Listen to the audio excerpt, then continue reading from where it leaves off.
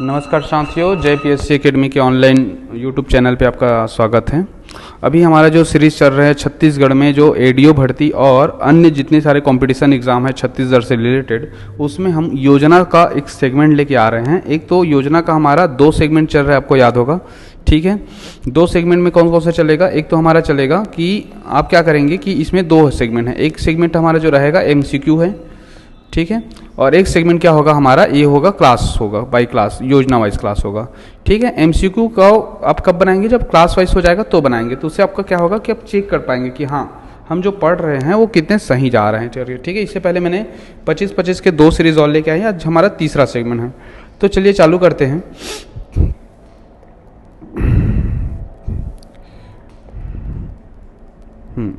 ठीक है, ओके। तो पहला हमारा जो है आज का योजना, सांसद आदर्श ग्राम योजना की शुरुआत कब की गई है? ठीक है, तो आपको याद रखना है सांसद आदर्श ग्राम योजना खासतौर पे ये 11 अक्टूबर 2014 को शुरुआत हुआ था। इस योजना के बारे में हमें पूरा थोड़ा सा पता होना चाहिए कि 11 अक्टूबर क्यों चुना गया, क्योंकि ये जो जयप्रकाश नारायण जी हैं, जिसे हम जेपी बोलते हैं, तो जयप्रकाश नारायण का क्या था, यह जन्मदिन था, ठीक है, ये जन्मदिन था। तो होता क्या है ये योजना, ये भी आपको जानना चाहिए। तो सबसे पहले आपको याद रखना है कि प्रत्येक सांसद, जितने भी सांसद हैं, सांसद कितने हैं, जैसे कि हमारा राज्यसभा होता है और लोकसभा होता है। राज्यसभा में मान के चलो कि 250 सदस्य हो सकते हैं, हालांकि उतना है नहीं, और लोकसभा में बात करें तो 545 सदस्य के आसपास है।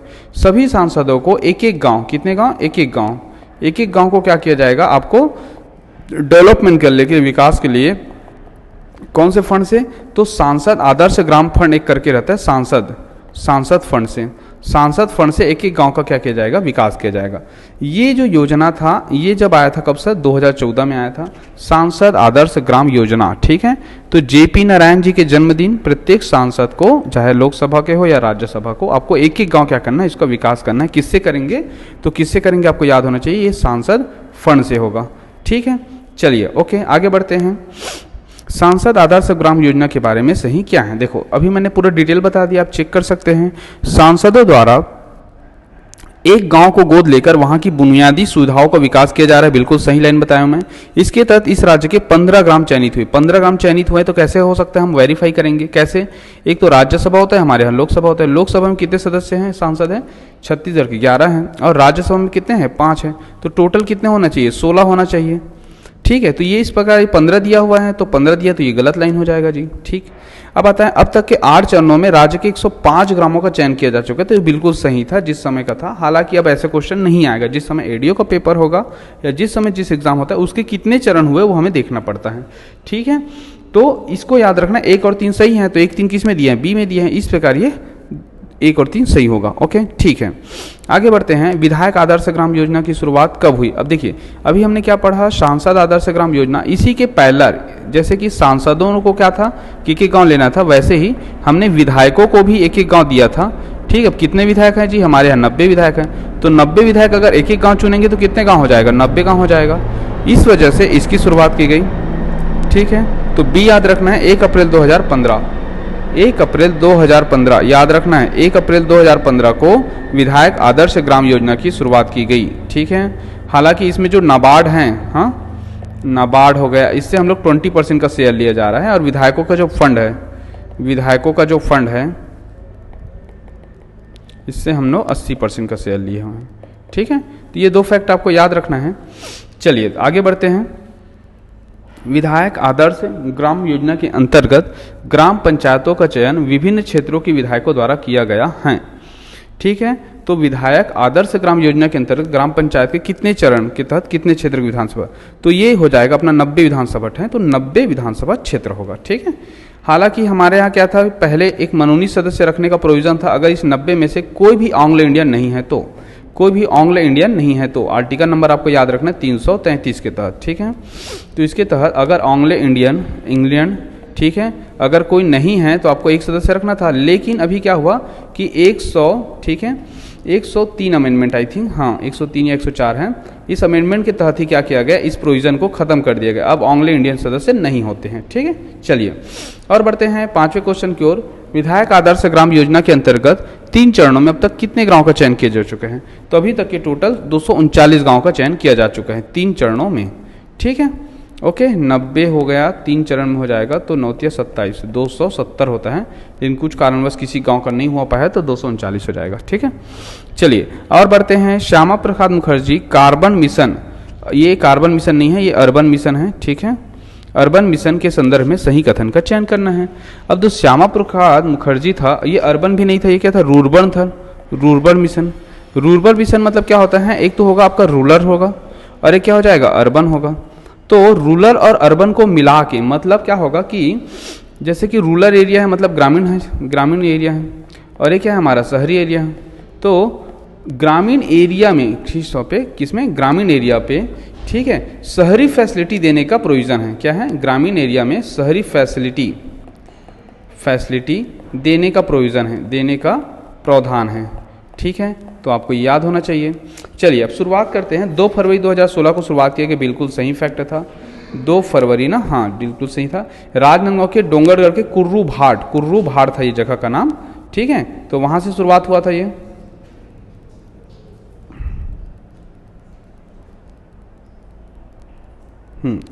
कुर्रू भाट से शुरुआत हुआ था।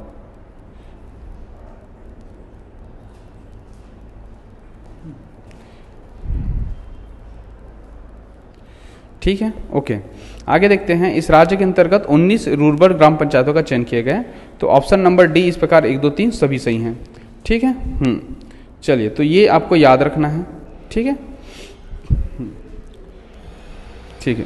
शुभम इसको चार्जिंग में डालते हैं, चार्जिंग कैसे करना है, इसको मैं रोक दूँ क्या? श्यामा प्रसाद मुखर्जी रूरबन मिशन, ठीक है, रूरबन मिशन ये भी हो चुका है। हम लोग 7वां क्वेश्चन की शुरुआत कर रहे हैं कि श्यामा प्रसाद मुखर्जी रूरबन मिशन के अंतर्गत चयनित 19 रूरबन ग्राम पंचायतों में जनजाति क्लस्टर और गैर जनजाति क्लस्टर में डिवाइड किए गए थे।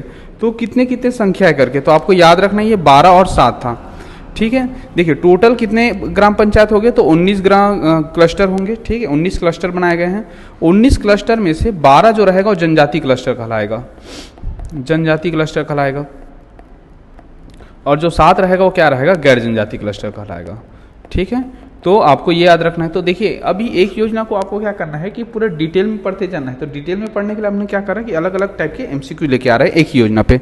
ओके, इस प्रकार इसका आंसर होता है डी। ठीक है, 8 नंबर का क्वेश्चन आता है, स्वच्छ भारत मिशन ग्रामीण, याद रखना है ग्रामीण का शुभारंभ कब से किया गया। तो आपको याद रखना है स्वच्छ भारत मिशन ग्रामीण की शुरुआत हुआ है 2 अक्टूबर 2014 से। ठीक है, उद्देश्य क्या था भाई, तो सबसे पहले आपको कुछ इसकी योजना के बारे में याद रखना है। डेट तो याद हो गया। टारगेट क्या था कि 2019 को, कब की डेट है, 2 अक्टूबर को। ठीक है, 2 अक्टूबर 2019 को जब हम लोग गांधी जी का 150वीं जयंती, कितना जयंती, 150वीं जयंती जब मना रहे होंगे, ठीक है, तब उस केस में हमें क्या करना है, भारत को पूर्णतः, ठीक है, एडीएफ ओडीएफ मतलब क्या हो जाता है कि आपका खुले से शौच मुक्त, इसको हम लोग अगर हिंदी में बोलेंगे तो क्या बोलेंगे, खुले से शौच मुक्त अभियान के तहत इसको क्या किया जाएगा, जोड़ा जाएगा। ठीक है, तो इस प्रकार आपको ये याद रखना है। 2 अक्टूबर 2014 से शुरुआत हुआ है, 2019 तक इसका टाइमलाइन था। ठीक है, क्या किया जाता है भाई, तो प्रत्येक ग्राम में, ठीक है, प्रत्येक ग्राम के प्रत्येक घर में, याद रखना है प्रत्येक घर में, ठीक है, कितने 12,000 रुपए राशि दी जाती है। ठीक है, क्यों, टॉयलेट के लिए, टॉयलेट निर्माण के लिए, ताकि जो बाहर में जो खुले में शौच जाते हैं वो मुक्त हो सके। ठीक, ओके आगे देखते हैं। एक क्वेश्चन हमारा, स्वच्छ भारत मिशन ग्रामीण के अंतर्गत शौचालय निर्माण हेतु कितनी प्रोत्साहन राशि दी जाती है। तो जैसे अभी मैंने बताया कि टोटल कितने राशि दी जाती है, 12,000 रुपए की राशि दी जाती है। ठीक है, ओके आगे बढ़ते हैं। 4 जनवरी 2018 तक की स्थिति में राज्य के कितने ग्राम पंचायत खुले से शौच मुक्त हो चुके हैं। तो ये 2018 की स्थिति है, आपको ये डाटा को थोड़ा और अपडेट करना है। हालांकि मैं उस समय के आंकड़े के अनुसार से लेके चलूँ तो ये हैं 10,728 ग्राम पंचायत। देखिए इसमें आपको याद रखना है कि 10,971 हमारा क्या है, ग्राम पंचायत है। ठीक है, इकोनॉमिक सर्वे के अनुसार। लेकिन एक पंचायत संचालनालय का भी रिपोर्ट आता है, पंचायत संचालनालय जो हमारा महंत गुरु घासीदास के नाम पे निमोरा पे है। इसके अनुसार से अभी पंचायतों की संख्या 11,664, या 67, ऐसे ऐसे कुछ हो चुका है। तो इसमें से जो पार्ट हैं, ठीक है, ये जो 64 हैं, इसी में से जो पार्ट हैं 10,728, ठीक है, इतना हमारा क्या हो चुका है, ये हो चुका है हमारा खुले से शौच मुक्त हो चुके हैं, मतलब ODF घोषित हो चुके हैं, ठीक है। ओके, चलिए आगे चलते हैं। स्वच्छ भारत मिशन फेज 2, ठीक है, 2020 से अब कब तक क्रियान्वित किया जा रहा है। तो ये मिशन 1 मिशन 2 आपको सारे चीज़ें याद रखना है। जैसे मलेरिया मुक्ति अभियान का 8वां चरण चल रहा है, ठीक है, मलेरिया मुक्ति अभियान का कितना चरण चल रहा है, 8वां चरण चल रहा है। तो आपको ये कुछ कुछ चीज़ें याद रखना है, ठीक है। तो इसका जो आंसर आएगा 31 मार्च 2025 तक की चल रहा है फेज 2 ग्रामीण का, ठीक है। नगरी की बात नहीं कर रहे हम लोग, ग्रामीण की बात कर रहे हैं, ठीक है जी। चलिए और बढ़ते हैं। 12 नंबर का क्वेश्चन है, RCT योजना के संबंध में सही कथन का चयन कीजिए। तो RCT क्या है, अब सबसे पहले आपको याद रखना है, R मतलब रूलर, SETI, ठीक है, SETI। तो अगर हम लोग इसको देखें, ठीक है, तो सेल्फ एम्प्लॉयमेंट ट्रेनिंग इंस्टीट्यूशन की बात करता है ये, ठीक है। तो क्या करता है, एक तो आपका एम्प्लॉयमेंट हो जाएगा और एक हो जाएगा आपका ट्रेनिंग, ठीक है। तो ये ट्रेनिंग, इन दोनों की बात करते हैं RCT प्रोग्राम। तो इसका उद्देश्य युवाओं को प्रशिक्षण देना तथा रोजगार के अवसर उपलब्ध कराना है, जो कि बिल्कुल सही लाइन है, ठीक है। 18 से 45 वर्ष के आयु के ग्रामीण BPL परिवार के युवक युवतियों को लाभान्वित दिया जा रहा है, ये भी बिल्कुल सही है, 18 से 45 वर्ष, और 10 से 45 दिवस तक की दी जाती हैं, ठीक है। बाजार मांग के अनुसार दिया जा रहा है, निःशुल्क आवासीय प्रशिक्षण भी रहेगा। ओके, तो ये RCT प्रोग्राम को याद रखना है, खास तौर पे बस्तर एरिया पे ज़्यादा चल रहा है, ठीक है, बस्तर पे, नक्सल प्रभावित क्षेत्रों पे। ओके। अब 14 नंबर का क्वेश्चन है, इस राज्य के कितने युवक युवतियों को RCT योजना के अंतर्गत 2021 में प्रशिक्षित किया गया है, ठीक है। तो RCT योजना के अंतर्गत कितने, ठीक है, तो आपको याद रखना, इसका आंसर है 7003, ठीक है। ये प्रोग्राम का क्वेश्चन कौन सा 2021 का है, तो ये हर साल आपको 21-22 का आंकड़ा भी मिलेगा इकोनॉमिक सर्वे में, और 22-23 का आंकड़ा भी आपको इकोनॉमिक सर्वे में देखने को मिलेगा। तो आपको ये आंकड़े आपको करके जाना है कि कितने बढ़ चुके हैं, क्योंकि PSC के क्वेश्चन हो या IDF क्वेश्चन, सब में आंकड़े तो बिल्कुल पूछा जा रहा है, कितने आप मेंस भी देंगे तो भी से पूछा जाएगा, ठीक है। ओके, चलिए, दीनदयाल उपाध्याय ग्रामीण कौशल योजना की परियोजना अवधि कितनी है, ठीक है। तो ये है 3 वर्ष का है, ठीक है। दीनदयाल उपाध्याय ग्रामीण कौशल योजना, देखिए ये ग्रामीण कौशल योजना है वो 3 जगह से चल रहा है। एक तो चल रहा है कौन सा, ग्रामीण कौशल योजना चल रहा है, एक चल रहा है NRLM चल रहा है, जिसे को हम लोग क्या बोलते हैं, बिहान बोलते हैं, एक तो चल रहा है दीनदयाल के नाम पे चल रहा है, ठीक है। तो ये सब आपको याद रखना। एक PM के नाम पे भी चल रहा है, PM ग्रामीण कौशल विकास योजना, ग्रामीण कौशल विकास योजना, ठीक है। तो ये अलग अलग प्रोजेक्ट चल रहे हैं। चलिए और देखते हैं, पंडित दीनदयाल ग्रामीण कौशल योजना की शुरुआत NM योजना के अंतर्गत की गई है, तो बिल्कुल सही लाइन है ये, ठीक है। युवाओं को प्रशिक्षण दिया जाता है, ये भी बिल्कुल सही है। प्रशिक्षित युवाओं में से कम 70% को रोजगार उपलब्ध कराना इसका उद्देश्य, ये भी सही होगा। और 15 से 35 वर्ष आयु वर्ग के ग्रामीण BPL परिवार के युवक युवती लाभान्वित हो रहे हैं, तो ये भी आपका क्या हो जाएगा, सही लाइन हो जाएगा। इस प्रकार आंसर आपका आता है D, ठीक है। तो ये D आपको आंसर याद रखना है, ठीक। ओके, और बढ़ते हैं, रोशनी कार्यक्रम के संदर्भ में सही हैं। यह NRLM के अंतर्गत प्रोजेक्टेड हैं, ठीक है। तो ये बिल्कुल सही है, ये भी NRLM के अंतर्गत है, नेशनल रूरल लाइवलीहुड मिशन। दूसरा, परियोजना अवधि 3 वर्ष का है, ये भी सही है। नक्सल प्रभावित क्षेत्रों के लिए लागू है, ये बहुत इंपॉर्टेंट फैक्ट है, आपको याद रखना है, बिल्कुल सही लाइन है ये, नक्सल प्रभावित के लिए। RCT सभी के लिए है, ये नक्सल प्रभावित के लिए है रोशनी कार्यक्रम। 15 से 45 वर्ष आयु वर्ग के अनुसूचित जनजाति, बहुल व नक्सल प्रभावित जिलों के युवक युवतियों लाभान्वित किए गए हैं। तो आपको ये क्वेश्चन क्या है कि 15 से 35 वर्ष आयु वर्ग, देखो इसको थोड़ा से ध्यान देंगे हम लोग। अभी हम लोग क्या पढ़े, एक तो सेम प्रोजेक्ट पढ़े हैं, ठीक है। क्या पढ़े हमने, RCT पढ़े थे। RCT में क्या है, 15 से 45 है, लेकिन आपको याद रखना है रोशनी में याद रखना है कि आपको ये क्या है, 15 से 35 है, ठीक है। तो ये 2 चीज़ें आपको याद रखना है। ओके, चलिए, तो इस प्रकार इसका आंसर हो जाएगा C। और बढ़ते हैं, रोशनी कार्यक्रम का उद्देश्य क्या है, आगामी 3 वर्षों में 15,000 लोगों का देना, बिल्कुल सही लाइन होगा ये, ठीक है। तो 15,000 लोगों को क्या करना है, युवाओं को प्रशिक्षण करना है। कितने साल में करेंगे, 3 साल में करेंगे, ठीक है। तो ये बिल्कुल सही लाइन होगा, ठीक है। और इसमें 40% महिला होना चाहिए। कितने % महिला होना चाहिए, 40% महिला होना चाहिए, ठीक है जी। ओके, और बढ़ते हैं, रोशनी कार्यक्रम के अंतर्गत राज्य के कितने जिले शामिल हैं। तो कितने जिले शामिल हैं, इसके अंतर्गत 8 जिले शामिल हैं। आपको याद रखना है, नीचे के 7 जिले प्लस बलरामपुर डिस्ट्रिक्ट, यहाँ पे भी रोशनी कार्यक्रम चल रहे हैं। ठीक है, ये 8 जिला टोटल रोशनी कार्यक्रम के अंतर्गत कंसीडर किए जाते हैं। ठीक है, अब रोशनी कार्यक्रम में शामिल जिले कौन से नहीं हैं? अब देखो मैंने इसको बता दिया हूँ, तो आपको क्या करना है, नीचे के साथ बोल दिया हूँ, नीचे के साथ मतलब पूरा बस्तर संभाग के 7 जिले लेना है, और एक क्या लेना है, बलरामपुर लेना है। अब अगर इस प्रकार से लिया जाए तो क्या होगा कि कौन सा शामिल है, तो 1 2 3 तीनों शामिल हो जाएगा। ठीक है, नहीं 1 2 3 मतलब जसपुर शामिल नहीं होगा, बलरामपुर शामिल होगा। 1 2 4 1 2 4 देखिए 1 2 4, और क्या दिखा रहा है, 7 दिखा रहा है सुकमा। ठीक है, ये भी नहीं होगा, ये भी नहीं होगा, ये भी नहीं होगा, और ये भी नहीं होगा। तो इस प्रकार के इसका आंसर क्या आता है, ए आता है। आपको ऐसे चुनना भी आना चाहिए। ठीक है, कोई भी डाटा पढ़ रहे हैं, अगर पीएससी दे रहे हैं या फिर व्यापम दे रहे हैं या फिर आप एडीओ की तैयारी कर रहे हैं, तो आपको कन्फर्मेशन पे बहुत ज़्यादा ध्यान देना पड़ेगा।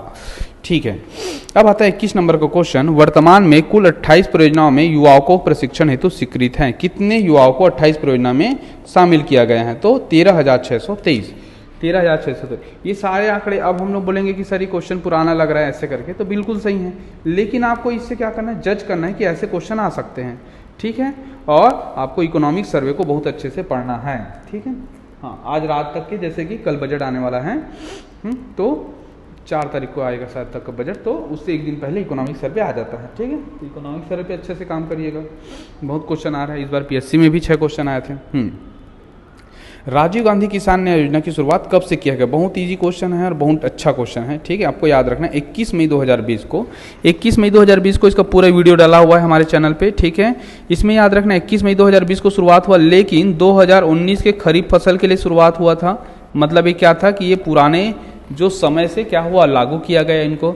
भूतलक्षी लागू बोलते हैं इसको, भूतलक्षी लाभ प्रभाव, भूतलक्षी योजना है ये। ठीक है, क्या करेंगे, तो भाई वही जो खासतौर पे 2,000 रुपये हमारा क्या है एमएसपी है, लेकिन घोषणा कितना किया हुआ है 2500। तो ये 5 का जो 500 से 600 तक जो मार्जिनल रेट होता है इसी योजना के तहत दिया जाता है। कितने किस्तों में दिया जाता है, 4 किस्तों में दिया जाता है। ठीक है, तो 21 मई 2020 को क्यों शुरुआत किया गया, तो आपको याद होना चाहिए कि राजीव गांधी जो हमारे एक्स पीएम हैं, ठीक है, इनका क्या था, इस दिन इसका पुण्यतिथि था। ठीक है, इतना सारा चीज़ें आपको याद रखना है। ठीक, ओके। राजीव गांधी किसान न्याय योजना के उद्देश्य में शामिल नहीं है। क्या शामिल नहीं है, फसल विविधीकरण, फसल क्षेत्र आच्छादन, उत्पादन उत्पादकता को बढ़ावा। आप क्या करेंगे, जब भी अटेंड करेंगे क्लास को, तो आप देखेंगे कि ये चीज़ें तो है। ठीक है, आप मैंने वीडियो डाला हुआ है इसमें, आप जाके देखिए तो आपको पता चलेगा ये उद्देश्य था। फसल की कॉस्ट लागत की प्रतिपूर्ति कर कृषकों को शुद्ध आय में वृद्धि करना, ये भी हो जाएगा। ठीक है, कृषकों में कृषि में अधिक निवेश के लिए प्रोत्साहित करना, जैसे ट्रैक्टर हो गया, ठीक है, ये बोर हो गया, ये सारा चीज़ों पे भी फोकस किया जा रहा है। तो हाँ, ये भी सही है। तो 1 2 3 तीनों सही हैं। इस प्रकार क्या हो जाएगा आपका आंसर डी, उपरोक्त तो सभी उद्देश्य में शामिल हैं।